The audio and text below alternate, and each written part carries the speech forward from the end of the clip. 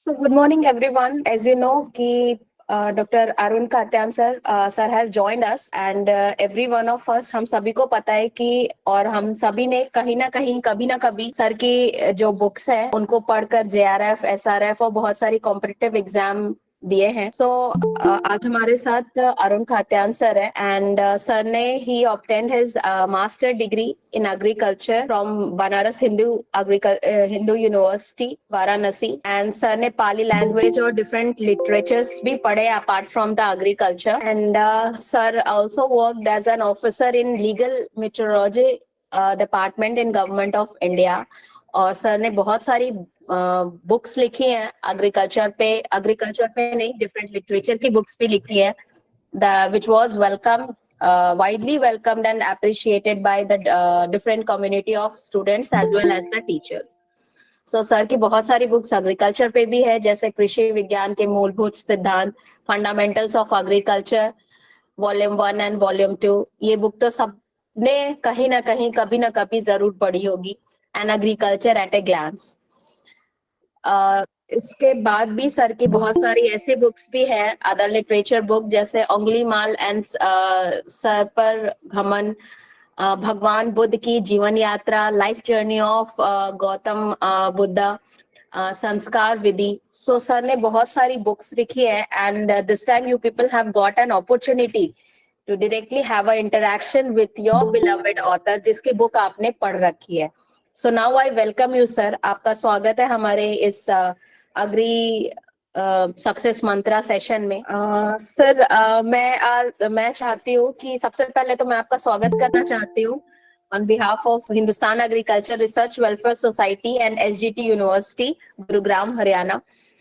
और मैं चाहती हूँ कि सर आप बच्चों को बताएं कि बच्चे किस तरीके से, एग्रीकल्चर के बच्चे आपकी बुक पढ़ के JRF, SRF, डिफरेंट की बैंक के exams, ADO, ADH, ASHO, SHO के एग्जाम्स लिखते हैं। तो मैं चाहती हूँ कि बच्चों को आप बताएं कि किस तरीके से तैयारी करनी चाहिए, और अगर किसी बच्चे का अगर एक बार में जिस मुकाम पे वो पहुंचना चाहते हैं नहीं पहुंच पाए, तो उनको हार नहीं माननी चाहिए, उनको कोशिश करनी चाहिए। तो सर आप अगर अपने तरफ से उनका मार्गदर्शन कर दे तो ये बहुत अच्छा होगा सर। आप सभी लोगों को नमामि मैम, बहुत बहुत धन्यवाद। So many thanks ma'am. मैं कुछ कहना चाहता हूँ। सबसे पहले दिमाग में यह बात रखनी चाहिए कि जो मैं हूँ आज, व्हाट एवर आई एम, वो अपने कर्मों का प्रतिफल ही है। मैं जो भी करता हूँ उसी का जो चीज है सामने आता है। अब वो अलग बात है कि उसका एहसास होना नहीं होना, ये अलग चीज है। हमारे बस में है सिर्फ कर्म करना, काम करना, और उसका रिजल्ट बाद में आएगा, कब आएगा मैं नहीं जानता।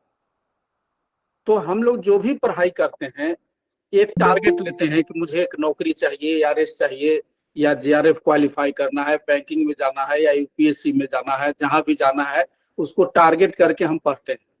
तो पहली चीज ध्यान में रखिए कि 60% तक जो क्वेश्चंस होते हैं वो थोड़ा सा जो एवरेज स्टूडेंट होते हैं वो बना लेते हैं। 60% सिलेक्शन होता है आफ्टर 70%। आप जब किसी भी कॉम्पिटिशन्स को देंगे तो 70% एंड एबव जब जाते हैं तभी सिलेक्शन होता है। और वो जो क्वेश्चंस होते हैं वो जनरली होते हैं कंसेप्ट बेस्ड क्वेश्चंस, और कंसेप्ट बेस्ड जो क्वेश्चंस होते हैं उसी में बच्चे पिछड़ते हैं। बाकी तो चीज जो भी है सारे जानते हैं, जो मैं जानता हूँ आप जानते हैं, सब कुछ सारे बच्चे लोग जानते हैं। तो एक दो क्वेश्चन से कोई विशेष मायने नहीं रखता है, लेकिन कंसेप्ट बेस्ड जो क्वेश्चंस हैं वो उसका क्वालिफाइंग करने का वो एक बेस होता है। तो उसमें हम ध्यान रखें कि कुछ भी पढ़ें तो हम एक कंसेप्ट जरूर बनाएं। कंसेप्ट जैसे हमारा जब क्लियर होता है किसी भी चीज पर, अगर कंसेप्ट क्लियर है तो किसी भी तरह से वो सवाल करेगा, हम उसका जवाब देने में सफल होते हैं, सक्षम होते हैं। ये तो रिटेन की बात हुई। उसके बाद जब इंटरव्यू में जाते हैं तब जब मेरा कंसेप्ट क्लियर होगा तो कंसेप्ट क्लियर रहने पर कोई भी सवाल अगर करता है मैं नहीं जानता हूँ, हो सकता है वो सवाल करे और मैं नहीं जानता, का कंसेप्ट क्लियर रहने पर वो बोल्डली फेस करता है और अपनी बात को रखता है कि मैं मेरे समझ से ये सही है। तो ये दो बातें हैं। पहली चीज कि हम कंसेप्ट बेस्ड की तैयारी जरूर करें। इसके लिए आपको ब्रॉडली पढ़ना होगा, सिर्फ पॉइंट वाइज रट लेने से काम नहीं चलेगा। जब तक हम कंसेप्ट नहीं बनाएंगे हम आगे का लाइफ में सफल नहीं हो सकते। हो सकता है किसी कारण से कुछ 10% लोग से ऐसे भी होते हैं, जो बच्चे होते हैं जो थोड़ा बहुत पढ़े और स्टडी किया और उनकी सफलता मिल जाती है, तो उस पर हमें नहीं जाना है। हम तो वैसे ब्रॉड एस्पेक्ट से तैयारी करेंगे कि हम फाइनल रिजल्ट मेरा हो और उसके बाद भी मैं उस जॉब में जाऊं तो वहां भी मैं अच्छा करूं। अगर कंसेप्ट मेरा वहां क्लियर होगा तो निश्चित है आप जो भी रिसर्च पेपर लिखेंगे या जहां भी अगर प्रोफेसर लाइन में जाएंगे, ऑफिसर होंगे, वहां भी जो बात आप रखेंगे वो लोगों की समझ में आएगी, क्योंकि आपका कंसेप्ट क्लियर है। ये दो बात ध्यान में रखनी है। तीसरी बात ये रखनी है कि जो हम तैयारी कर रहे हैं, हो सकता है मुझे उसमें सफलता नहीं मिले, हो सकता है। तो उस समय तत्काल तो मुझे बहुत खराब लगता है कि मैं सफल नहीं हुआ, मैं चाहता था ये कर लूं लेकिन वो नहीं कर पाए। तो यह नहीं सोचिए कि वह जॉब सिर्फ और सिर्फ आपके लिए है। हो सकता है उससे बढ़िया रिजल्ट या बढ़िया अपॉर्चुनिटी आपका इंतजार कर रहा हो, क्योंकि मैंने पहले ही कहा कि जो भी हम हैं अपने कर्म संस्कारों का प्रतिफल है, उसी का परिणाम है, उसी का रिजल्टेंट है। तो जो भी हम करते हैं तो उसका रिजल्ट आता है। तो हमें निराश नहीं होना है।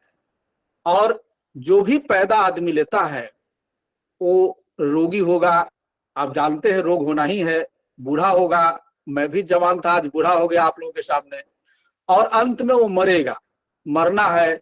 तो यह तो जीवन का चक्र चलता है। अब इस जीवन में हम ज्यादा से ज्यादा यही कर सकते हैं कि सुविधा का जुगाड़ कर सकते हैं। हम नौकरी क्यों करते हैं? नौकरी इसीलिए खोजते हैं ताकि हमें सुविधा जो मिलेगी, जो फैसिलिटीज मिलेगी, वो आसानी से मिल जाएगा, और आसानी से मिलेगा तो मेरा जीवन बढ़िया से चलेगा, लाइफ बढ़िया से चलेगा। मैं शादी करूंगा, मेरे बच्चे होंगे, उसको मैं पढ़ाऊंगा, बढ़िया से जीऊंगा। या तो आप जो भी फिजिकल इम्यूनिटीज हैं या फिजिकल जो इंटिटीज हैं उसका आपने लाभ उठाया, उसको आपने पाया। लेकिन मेंटल जो है, मनुष्य सिर्फ फिजिकल ही नहीं है, मेंटल भी है। तो मानसिक शांति के लिए और मानसिक रूप से प्रसन्न रहने के लिए यह जरूरी है कि जो भी चीज मेरे पास है उसमें हम प्रसन्नता खोजें, उसमें हम खुश रहना सीखें। ये अति आवश्यक है। हम प्रयास करेंगे, सुविधा खोजेंगे, लेकिन सुविधा अगर मिल जाता है तो सुविधा को हम इस तरह से यूज नहीं करेंगे, इतना अटैच उसमें नहीं हो जाएंगे कि पता चला कल अगर सुविधा हम विहीन होंगे तो पता चला पागल हो गए, डिप्रेशन का शिकार हो गए। आजकल आप देख रहे होंगे डिप्रेशन बहुत ज्यादा हो रहा है। तो डिप्रेशन होने के पीछे यही कारण है कि हम मानसिक रूप से तैयार नहीं रहते हैं। तो हर क्षण, हर स्थिति में, हर चीज के लिए तैयार रहनी चाहिए। इंसेक्ट पेस्ट और डिजीज मैनेजमेंट में क्या होता है कि एक क्रॉप्स के बहुत सारे इंसेक्ट्स होते हैं और डिजीज भी होते हैं। तो क्रॉप्स के नाम तो याद हो जाते हैं और इंसेक्ट्स के नाम भी याद हो जाते हैं, लेकिन ज्यादा समय तक हम इसके साइंटिफिक नेम हुआ इंसेक्ट्स का और कॉजल ऑर्गेनिज्म जो है डिजीज का, वो याद नहीं रख पाते हैं। इसके लिए सर हम कैसे?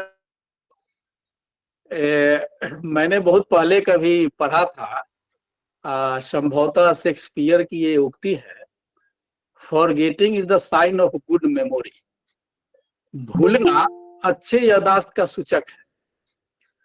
अगर आप भूलेंगे नहीं तो पढ़ेंगे नहीं, अगर भूलेंगे नहीं तो जितनी भी बुरी बातें हैं जो हमें अच्छा नहीं लगता वो सब बात याद रहेगी, और सब बात याद रहेगी तो मैं जीवन जी नहीं पाऊंगा सफलता पूर्वक। मैं परेशान रहूंगा कि उसने ये कह दिया, घर का प्रॉब्लम, ये प्रॉब्लम, वो प्रॉब्लम। इसीलिए भूलना अच्छी याददाश्त की पहचान है, इससे घबराना नहीं है। अगर हम नहीं भूले तो क्या जरूरत है 10 घंटा पढ़ने का, 12 घंटा पढ़ने का? कोई जरूरत नहीं है ना। 1 घंटा पढ़ेगा, 2 घंटा पढ़ेगा, सब उसे किसी को याद रहेगा। आप डॉक्टर राजेंद्र प्रसाद जी का नाम सुने होंगे, जो फर्स्ट प्रेसिडेंट ऑफ इंडिया हुआ करते थे। उनके बारे में कहा जाता है कि किसी भी चीज को जब उठाते थे तो 1000 बार पढ़ते थे, 1000 टाइम्स। आप कितना बार पढ़ लेते हैं इससे सोच लीजिए। और जो भी हम पढ़ें कोशिश करें उसको लिखने का, क्योंकि जब हम पढ़ते हैं तो पढ़ते समय हमारा आंख काम करता है और माइंड काम करता है। यही आंख से रिसीव करता है और माइंड उसको परसीव करता है। लेकिन जब हम लिखते हैं तो आंख से रिसीव भी होता है, परसीव भी होता है, और उसको हम राइट अप में लाते हैं, मतलब उसका एक्शन भी होता है कि मैंने क्या परसीव किया, उसको हाथ से उतारते हैं। इसलिए आप जो भी पढ़ें, पढ़ने के बाद लिखें जरूर। कहा भी जाता है reading maketh a man what perfect. सुने हैं ना, reading maketh a man perfect, मतलब पढ़ने से आदमी परफेक्ट होता है, पूर्ण होता है। But writing maketh a man exact, लेकिन लिखने वाला आदमी हमेशा एग्जैक्ट होता है यही है तो यही है। तो आप परफेक्ट बनना चाहते हैं या एग्जैक्ट बनना चाहते हैं, आपके ऊपर। इसीलिए आप लिखिए, अगर एग्जैक्ट बनना चाहते हैं खूब लिखिए, जितना लिख सकते हैं। और मैं समझता हूं कि स्टूडेंट लाइफ में जितना ज्यादा जो लिखेगा वो भविष्य में उतना ही कम लिखेगा। वो सिर्फ साइन करेगा, आप अफसर बन जाएंगे, कुछ भी बन जाएंगे, बड़े बड़े अफसर बन जाएंगे।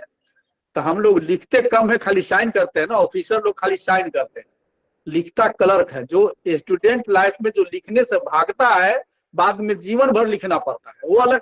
मैं लिखता हूँ किताब, वो अलग बात है, उसको अदरवाइज नहीं लिख लेना है, क्योंकि मैं आज भी लिखता हूँ। लेकिन नौकरी में आप अभी जितना लिखेंगे भविष्य में उतने कम लिखने की जरूरत पड़ेगी। इसलिए खूब लिखिए। पिताजी अगर कॉपी नहीं दे, कॉपी का पैसा नहीं है, तो जमीन पर लिखिए, सम्राट अशोक की तरह पत्थर पर लिख डालिए, जो कोई नहीं मिटा सके, लेकिन लिखिए। Thank you, sir, for satisfying the query of all the participants. आपने स्टूडेंट्स को बहुत अच्छी अच्छी बातें बताई। वैसे भी आजकल के स्टूडेंट लिखना कम चाहते हैं। इवन आजकल हम लोग बच्चों को जो असाइनमेंट देते हैं वो कहीं से कट कॉपी पेस्ट करके ले आते हैं, क्योंकि हमारे टाइम पे इतनी नेट कनेक्टिविटी, इंटरनेट इतना ज्यादा इम्पोर्टेंट नहीं रखता था। हम ज्यादा, अगर हमें कुछ एक पैराग्राफ भी लिखना होता था तो हम 10 किताबें पढ़ के लिखते थे, जो कि आज के बच्चों में बहुत बड़ी कमी है। तो आपने बहुत अच्छी अच्छी बातें बताई सर। मुझे लगता है बच्चे उनको फॉलो करके और जो भी उनका उद्देश्य है वो पूरा करेंगे। So thank you sir.